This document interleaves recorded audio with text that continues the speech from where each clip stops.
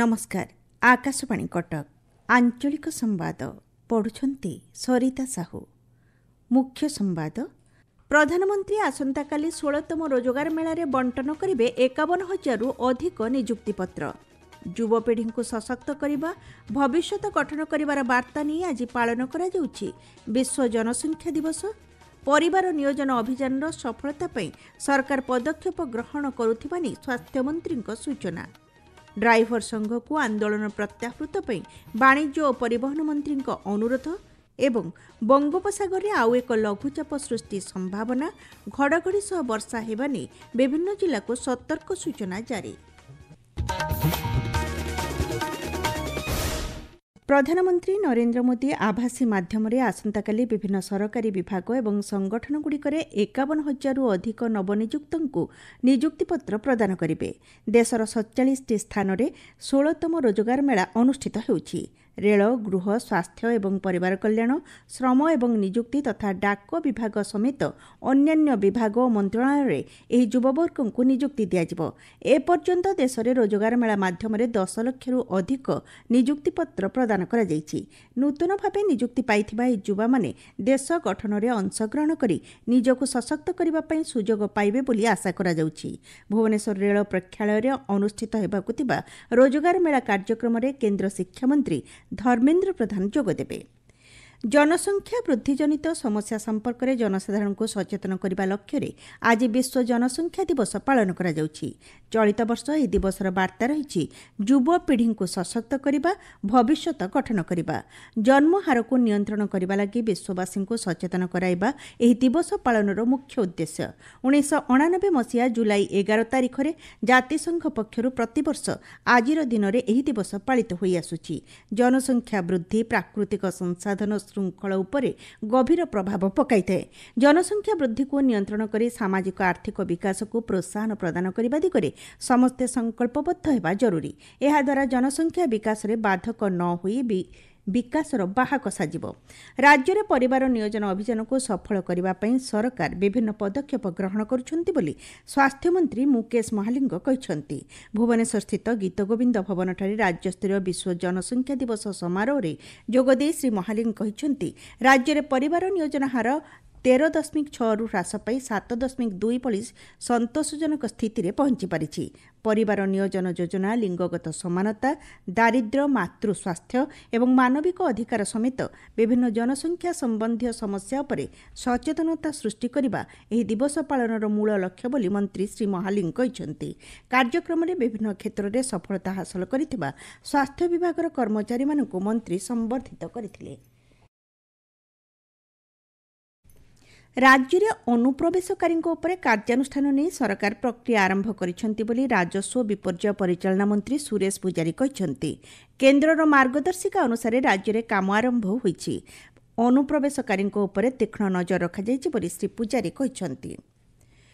आंदोलन प्रत्याहार पई ड्राइवर संघ को राज्य वाणिज्य और परिवहन मंत्री विभूतिभूषण जेना अनुरोध करिसेंती। राज्य में गत 4 दिन हेब ड्राइवर महासंघर कार्यबंद आंदोलन जोगु साधारण जीवन यात्रा व्याहत होइछि। पेट्रोल, डीजेल और अन्यान्य अत्यावश्यक सामग्री पहुंची पारु नथिबारु आगामी दिन में विभिन्न असुविधा उपजिबार संभावना रही। यहां दृष्टि रखी ड्राइवर संघ को आंदोलन को बंद करने पई मंत्री श्री जेना परामर्श देइछंती। सरकार सेमानकर दाबी उपरे आलोचना करी खूब शीघ्र निष्कर्ष बाहर करने पई योजना करुथिबा मंत्री कहछंती। माध्यमिक शिक्षा बोर्ड द्वारा परिचालित ओडिशा शिक्षक योग्यता परीक्षा ओटीईटी 2025 निमंते आवेदन करिथिबा परीक्षार्थी मानक पई आसंता काली ठारू एडमिट कार्ड बोर्ड वेबसाइट रे उपलब्ध हेबो। 2टी पर्याय हेबाको थिबा ए परीक्षा समग्र राज्य रे 193टी परीक्षा केन्द्र रे अनुष्ठित हेबो। एने मोट 75,403 जन परीक्षार्थी आवेदन करिथिबा जणा पड़िछि। आपण माने आंचलिक संवाद सुनिछन्ती आकाशवाणी कटक केन्द्ररू। 2000 टंकिया नोट्र प्रचलन नथिले मध्य एहार वैधता रहिछि बोली भारतीय reserve bank RBI governor Sanjay Malhotra कहछन्ती। भारतीय अर्थनीतिर अभिवृद्धि विषय संसदीय स्थायी कमिटी को सूचना देवा अवसर में श्री मालहोत्रा एही सूचना दैछन्ती। नकली 500 टंकिया नोट प्रसंग में संसद में उठा जाइतिबा प्रश्नर उत्तर में आरबीआई गवर्नर एहाको स्वीकार करि कहछन्ती 500 ଟଙ୍କିଆ ନକଲି ନୋଟ୍ ସଂଖ୍ୟା 37% ବୃଦ୍ଧି ପାଇଛି। ନକଲି ନୋଟ୍ର ପ୍ରଚଳନକୁ ରୋକିବା ପାଇଁ ସରକାରଙ୍କ ପକ୍ଷରୁ ସମସ୍ତ ପ୍ରକାର ପଦକ୍ଷେପ ନେଉଛନ୍ତି ବୋଲି ଆର୍ବିଆଇ ଗଭର୍ଣ୍ଣର କହିଛନ୍ତି। ରାଜ୍ୟର ସରକାରୀ କର୍ମଚାରୀ ଓ ଅଧିକାରୀଙ୍କର ଉପସ୍ଥାନ ଯାଞ୍ଚ ପାଇଁ ସରକାର ସ୍ମାର୍ଟଫୋନ୍ ଆଧାରିତ ଆପ୍ ଆଣିବାକୁ ଯାଉଛନ୍ତି। ସାମାଜିକ ସୁରକ୍ଷା ଓ ଭିନ୍ନକ୍ଷମ ସଶକ୍ତିକରଣ ବିଭାଗ ପକ୍ଷରୁ ସମସ୍ତ ଜିଲ୍ଲା ସାମାଜିକ ସୁରକ୍ଷା ଅଧିକାରୀଙ୍କୁ ଏନେଇ ଚିଠି ମାଧ୍ୟମରେ ଅବଗତ କରାଯାଇଛି। ଆସନ୍ତା ମାସ 1ରୁ ରାଜ୍ୟର ସମସ୍ତ କାର୍ଯ୍ୟାଳୟରେ ଏହା କାର୍ଯ୍ୟକାରୀ କରାଯିବାର ଯୋଜନା ରହିଛି। ବୌଦ୍ଧ ଜିଲ୍ଲାପାଳଙ୍କ ସମ୍ମିଳନୀ କକ୍ଷରେ ବୁଥସ୍ତରୀୟ ଅଧିକାରୀମାନଙ୍କ ପାଇଁ 3 ଦିନ ଜାତୀୟ ପ୍ରଶିକ୍ଷଣ କାର୍ଯ୍ୟକ୍ରମ ଅନୁଷ୍ଠିତ ହୋଇଯାଇଛି। ଜିଲ୍ଲାର 2ଟି ବିଧାନସଭା ନିର୍ବାଚନ ମଣ୍ଡଳୀର ଅଧିକାରୀମାନେ ଏହି କାର୍ଯ୍ୟକ୍ରମରେ ଅଂଶଗ୍ରହଣ କରିଛନ୍ତି। ଅନ୍ଲାଇନ୍ ମାଧ୍ୟମରେ ଭୋଟର ହେଲ୍ପଲାଇନ୍ ଆପ୍ ବ୍ୟବହାର କରିବା, ଭୋଟର ତାଲିକା ସଂଶୋଧନ, ଭୋଟର ପରିଚୟପତ୍ରକୁ ଆଧାର କାର୍ଡ ସହ ସଂଯୋଗ କରିବା ସମ୍ପର୍କରେ ପ୍ରଶିକ୍ଷାର୍ଥୀମାନଙ୍କୁ ତାଲିମ ପ୍ରଦାନ କରାଯାଇଛି। ଗଜପତି ଜିଲ୍ଲା ପାରଳାଖେମୁଣ୍ଡିସ୍ଥିତ ଜିଲ୍ଲାପାଳଙ୍କ ସମ୍ମିଳନୀ କକ୍ଷରେ ଜାତୀୟ ବୁଥସ୍ତରୀୟ ଅଧିକାରୀଙ୍କ 5 ଦିନିଆ ତାଲିମ କାର୍ଯ୍ୟକ୍ରମ ଆରମ୍ଭ ହୋଇଛି। ନିର୍ବାଚନ କମିଶନଙ୍କ ନିର୍ଦ୍ଦେଶକ୍ରମେ ଜିଲ୍ଲାର ମୋହନା ଓ ପାରଳାଖେମୁଣ୍ଡି ବିଧାନସଭା ନିର୍ବାଚନ ମଣ୍ଡଳୀରେ ବୁଥସ୍ତରୀୟ ଅଧିକାରୀମାନଙ୍କୁ ତାଲିମ ପ୍ରଦାନ କରାଯାଇଛି। ଦେବଗଡ଼ ଜିଲ୍ଲାର ତିଲେଇବଣି ବ୍ଲକ ସମ୍ମିଳନୀ କକ୍ଷରେ ଦେବଗଡ଼ ନିର୍ବାଚନ ମଣ୍ଡଳୀ ଅନ୍ତର୍ଗତ 338ଟି ବୁଥସ୍ତରୀୟ ଅଧିକାରୀମାନଙ୍କୁ ତାଲିମ ପ୍ରଦାନ କରାଯାଇଛି। ଗଞ୍ଜାମ ଜିଲ୍ଲା ଛତ୍ରପୁର ବିଜ୍ଞପିତ ଅଞ୍ଚଳ ପରିଷଦ ପକ୍ଷରୁ ନୂତନ ରାସନ କାର୍ଡ ବିତରଣ କାର୍ଯ୍ୟକ୍ରମ ଅନୁଷ୍ଠିତ ହୋଇଯାଇଛି। ଛତ୍ରପୁର ବିଧାୟକ କୃଷ୍ଣଚନ୍ଦ୍ର ନାୟକ ଏଥିରେ ଯୋଗଦେଇ 141 ଜଣ ହିତାଧିକାରୀଙ୍କୁ ରାସନ କାର୍ଡ ପ୍ରଦାନ କରିଥିଲେ। ପରବର୍ତ୍ତୀ ସମୟରେ ଯୋଗ୍ୟ ହିତାଧିକାରୀମାନଙ୍କୁ କାର୍ଡ ପ୍ରଦାନ କରାଯିବ ବୋଲି ମନ୍ତ୍ରୀ କହିଛନ୍ତି। ସମ୍ବଲପୁର ଜିଲ୍ଲା ଜୁଜୁମୁରା ବ୍ଲକ ଅନ୍ତର୍ଗତ ନୂଆ ବରଙ୍ଗାମାଳର କୁଳସର ଉଚ୍ଚ ବିଦ୍ୟାଳୟଠାରେ ଏଲ୍ପିଜି ପଞ୍ଚାୟତ କାର୍ଯ୍ୟକ୍ରମ ଅନୁଷ୍ଠିତ ହୋଇଯାଇଛି। ବିଦ୍ୟାଳୟର 9ମ ଓ 10ମ ଶ୍ରେଣୀ ଛାତ୍ରଛାତ୍ରୀମାନଙ୍କୁ ଏଲ୍ପିଜିର ସୁରକ୍ଷିତ ବ୍ୟବହାର ସହ ସାବଧାନତା ଅବଲମ୍ବନ ସମ୍ପର୍କରେ ତାଲିମ ପ୍ରଦାନ କରାଯାଇଥିଲା। ଗଜପତି ଜିଲ୍ଲା ପାରଳାଖେମୁଣ୍ଡିସ୍ଥିତ ମହେନ୍ଦ୍ରଗିରି ପୌର ପରିଷଦ ସରକାରୀ ଉଚ୍ଚ ବିଦ୍ୟାଳୟଠାରେ ଓଡ଼ିଶା ସାହିତ୍ୟ ଏକାଡେମୀ ସ୍ୱନକ୍ଷତ୍ର ଦିବସ ପାଳନ ଉପଲକ୍ଷେ ଜିଲ୍ଲାସ୍ତରୀୟ ପ୍ରତିଯୋଗିତା ଅନୁଷ୍ଠିତ ହୋଇଯାଇଛି। ଏହି ଅବସରରେ ଜିଲ୍ଲାର ଛାତ୍ରଛାତ୍ରୀମାନଙ୍କ ମଧ୍ୟରେ ବିଭିନ୍ନ ପ୍ରତିଯୋଗିତାର ଆୟୋଜନ କରାଯାଇଥିଲା। ଦେବଗଡ଼ ଜିଲ୍ଲାରେ ଆଧାର କାର୍ଡ ତଦାରଖ କମିଟି ବୈଠକ ଜିଲ୍ଲାପାଳ ରେବେକା ବିଲୁଙ୍ଗଙ୍କ ଅଧ୍ୟକ୍ଷତାରେ ଆଭାସୀ ମାଧ୍ୟମରେ ଅନୁଷ୍ଠିତ ହୋଇଯାଇଛି।